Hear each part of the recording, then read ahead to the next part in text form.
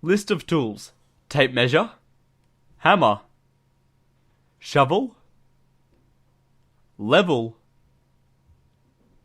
wheelbarrow, cement, and trowel. Step 1.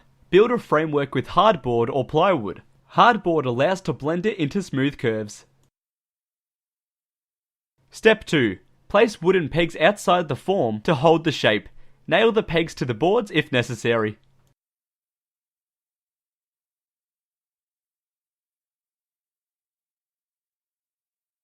Note: if necessary, place a second peg and a kicker to hold the framework.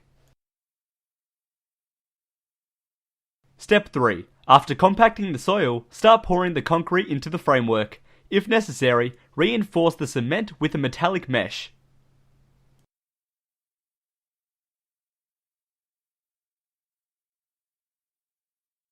Step 4. While the concrete is fresh, score grooves into the cement with a trowel every 1 to 2 meters.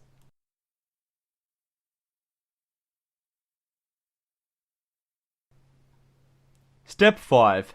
When the concrete is dry, you can remove the framework.